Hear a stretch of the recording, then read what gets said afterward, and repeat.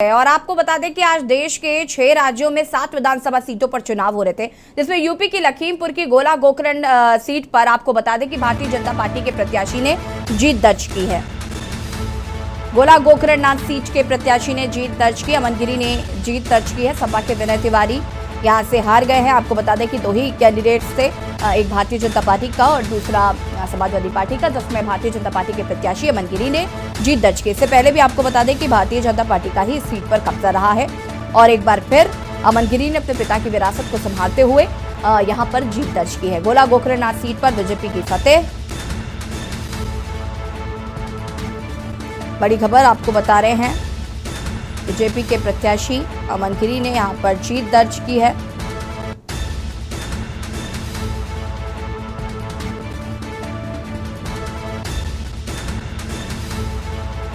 गोला गोकर्ण सीट पर बीजेपी की फतेह।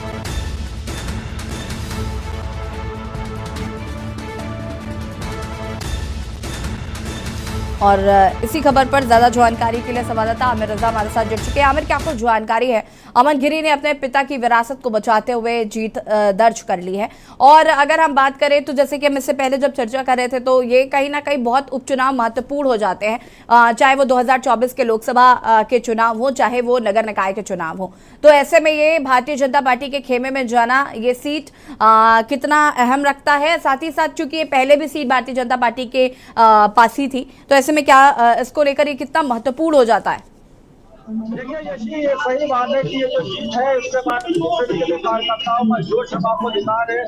मंडी मकसद का गेट है, गेट के ऊपर जो आप देख रहे हैं किस तरीके से बीजेपी कार्यकर्ता जोश हो रहे हैं, तो जाहिर सी बात है कि कार्यकर्ताओं में इतना जोश होगा तो कहीं ना कहीं इसका परिणाम भी आने वाले चुनाव में भी बढ़िया होगा। और 2024 का चुनाव जो सरकार में बीजेपी कह रही है कि इसी को रनिंग बनाकर, इसी को एक आइडियल बनाकर चुनाव में वो पेश होंगे, वो आएंगे 2024 के चुनाव में। तो कहीं ना कहीं बीजेपी जो अपनी बात कह रही है उसको साबित कर रही है। 2024 में इसी रणनीति के साथ वो चुनाव में होगी, क्योंकि उन चुनाव में जिस तरीके से 40 ऐसा प्रचारकों के साथ उन्होंने चुनाव लड़ा है, तो ये बात उनकी अगर नजर से देखे तो ये स्पष्ट लग रहा है कि बीजेपी चुनाव को बड़ी गंभीरता से लड़ रही थी। बिल्कुल आमिर, यहाँ पर क्या किसी भी कार्यकर्ता से बातचीत संभव है? कितना उत्साह नजर आ रहा है? आगे की रणनीति क्या होगी? आगे किस तरीके से ये लोग जो भी नगर निकाय के चुनाव हो, चाहे वो लोकसभा के चुनाव हो, कितनी तैयारी यहाँ पर नजर आ रही है? देखिए, हम लोगों से बात करते हैं, कार्यकर्ताओं से बात करने की कोशिश करते हैं कि कार्यकर्ता आगे आप बताइए, ये बताइए ये जो जीत आपने इसका क्या लगता है 2024 स्थानीय निकाय के चुनाव में बहुत बेहतर असर पड़ेगा। स्थानीय निकाय के चुनाव में जिस प्रकार से युवा चेहरा सामने आया है, अमन जी एक युवा चेहरा है, पढ़ा लिखा चेहरा भी रखा है, इस प्रकार के युवा चेहरा स्थानीय निकाय चुनाव में बहुत बेहतर स्थानीय निकाय चुनाव में भी इसका असर बढ़ेगा और उनका कहना है कि बीजेपी की भारी बताइए क्या ये जो आज परिणाम आए हैं इससे क्या 2024 के चुनाव में क्या असर पड़ेगा? 2024 का चुनाव भी जीतेगा, 2024 का भी चुनाव। अच्छा, ये स्थानीय निकाय चुनाव है, इसी महीने अगले महीने में चुनाव होना है, तो इसका असर क्या स्थानीय निकाय चुनाव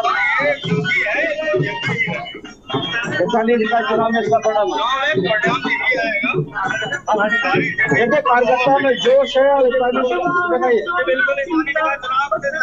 इसमें 2024 का चुनाव क्लियर हो गया। 2024 में हम लोग अपना लोकसभा या दोनों लोकसभा सिर्फ इनका कहना है कि स्थानीय निकाय चुनाव में इसका रिजल्ट आएगा, बल्कि इनका ये भी कहना है कि इसका असर 2024 के चुनाव में जाएगा। और ये देखना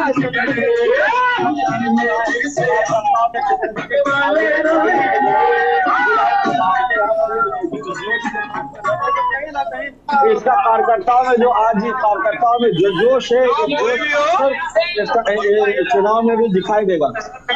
बिल्कुल बिल्कुल, कहीं ना कहीं जिस तरीके से हम तस्वीरें देख रहे हैं आमिर, साफ यहाँ पे नजर आ रहा है कि काफी उत्साह जो है वो भारतीय जनता पार्टी के कार्यकर्ताओं में नजर आ रहा है।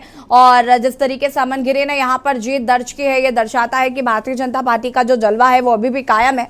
और जैसे कि हम लगातार बात कर रहे हैं कि इसका असर आने वाले और भी चुनावों में पड़ेगा। साथ ही साथ यहाँ पर समाजवादी पार्टी को हार मिली है, लेकिन हम चुनाव से पहले जब मतदान होने से पहले भी बात कर रहे थे, मतदान के समय भी हम बात कर रहे थे कि क्या समाजवादी पार्टी की कहाँ चूक नजर आती है, क्योंकि समाजवादी पार्टी ने भी यहाँ पर कोशिश की कि वो किसी तरीके से जीत हासिल करे, लेकिन एक बड़े अंतर के साथ यहाँ पर भारतीय जनता पार्टी के प्रत्याशी जो है वो विजय घोषित हो रहे हैं। देखिए, समाजवादी पार्टी के लीडरान अभी यहाँ पर हमारी बात हुई, जो शशांक यादव यहाँ पे पूर्व एमएलसी हैं, इसके अलावा यहाँ पर जो प्रत्याशी थे उनसे भी बात हुई। उन्होंने भी स्पष्ट कहा कि हमने अपनी लड़ाई अपने तरीके से लड़ी है। हमने स्टार प्रचारकों को, जो खास करके अगर अखिलेश यादव की बात करें तो वो नहीं आए हैं, लेकिन हमने चुनाव लड़ा है। जनता तक हम अपनी बात नहीं पहुंचा पाए, जनता हमारी बात हमसे कनेक्ट नहीं हो सके, ये अलग बात है। लेकिन हमारा मुद्दा जो कल भी था वो आज भी है कि गुंडा राज और जिस तरीके से भ्रष्टाचार है, जिस तरीके से उसके खिलाफ, उसी को इश्यू बनाकर हमने चुनाव लड़ा था। ये अलग बात है कि जब तक हमारी बात नहीं पहुंच पाई, आने वाले कल तक भी हम यही प्रयास करते रहेंगे और अगला रिजल्ट अच्छा आएगा। बिल्कुल, यहाँ पर हम अगर बात करें तो कई चीजें भी मतदान के वक्त देखने को मिली थी। समाजवादी पार्टी के कार्यकर्ताओं ने कई आरोप भी लगाए थे ईवीएम को लेकर। हम जैसे देखते हैं, जैसे जैसे मतदान होते हैं तमाम चीजें देखने को मिलती है। तो अभी जीत के बाद क्या ये माना जा रहा है कि ये निष्पक्ष चुनाव था, किसी तरीके की कोई कमी नहीं थी यहाँ पर? देखिए, जो सपा के कार्यकर्ता, सपा के जो नेता है, वो अभी भी वही बात कर रहे हैं कि सत्ता का चुनाव था, सत्ता ने चुनाव लड़ा है। यहाँ पर 25 से ज्यादा मंत्री रहे हैं। यहाँ पर मुख्यमंत्री योगी आदित्यनाथ ने खुद आकर सभा की और खुद आकर, देखिए ये तो पार्टी की ताकत है कि यहाँ पर मुख्यमंत्री योगी आदित्यनाथ आकर प्रचार प्रसार करते हैं, तो ये तो पार्टी की ताकत हो गई। इसका इससे क्या लेना देना है? बड़ी बात यह है कि यहाँ पर बात करें तो अगर वो सवाल उठा सकते हैं तो ठीक है, वो ईवीएम को लेकर सवाल उठाते आए हैं और कहते हैं कि निष्पक्षता से चुनाव नहीं होते। बाकी प्रचार प्रसार कौन करता है, इस बात से क्या फर्क पड़ रहा है? देखिए, इस बार उन्होंने ईवीएम पर सवाल नहीं उठाए। इस बार उनका चुनाव का जो रणनीति थी वो इतनी शांत थी कि उनका खुद का कहना है कि हमने जनता के बीच में जाकर अपनी बात कही और जनता के बीच में अपनी बात सही ढंग से पहुंचा नहीं पाए। इस बात को कबूल किया है यहाँ पर जो एमएलसी, पूर्व एमएलसी शशांक यादव है और जो प्रत्याशी है, उनका कहना भी है कि हम अपनी बात पूरी तरीके से नहीं पहुंचाए। यही वजह है, पहुंचा पाया, यही वजह। ठीक है आमिर, बहुत बहुत शुक्रिया आपका तमाम जानकारी देने के लिए। और आपको बता दें कि 30,000 से भी ज्यादा वोटों से यहां पर अमन गिरी ने जीत दर्ज की है। साथ ही साथ आपको बता दें कि हमारे संवाददाता आमिर रजा ने विनय तिवारी से भी खास बातचीत की है, जो कि समाजवादी पार्टी के प्रत्याशी थे, जिन्होंने फिलहाल उन्हें हार का सामना करना पड़ा है। क्या कुछ है दिखाते हैं। जीत हासिल की। हमारे साथ में विनय तिवारी जो समाजवादी पार्टी के कार्यकर्ता था, हम इससे बात करते हैं कि आखिर जात जो हार हुई है इसको किस दृष्टि से लेते हैं आप? ये हार, एक तरफ सरकार चुनाव लड़ रही थी, सरकार ने चुनाव लड़ा है, एक तरफ समाजवादी पार्टी का कार्यकर्ता लड़ रहा है। आज भारतीय जनता पार्टी के कैबिनेट मंत्री, उत्तर प्रदेश सरकार के मंत्री यहीं डेरा जमाए रहे लगातार चुनाव में, और जिस तरीके से उन्होंने क्षेत्र में भय का माहौल व्याप्त किया है, जो भय का माहौल, लोगों को वोट नहीं डालने दिया गया, इसका परिणाम है ये।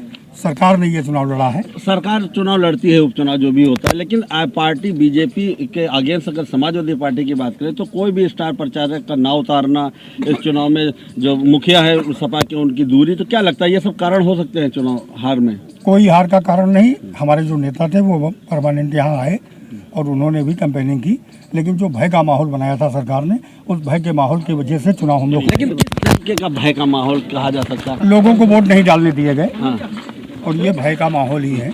वोट परसेंटेज कम हुआ या उपचुनाव में कम होता है, तो क्या लगता है जो बसपा के जो इस बार चुनाव नहीं लड़ी, कांग्रेस चुनाव, तो ये वोट शिफ्ट हुआ है, क्या लगता है आपको? ये उनका निर्णय।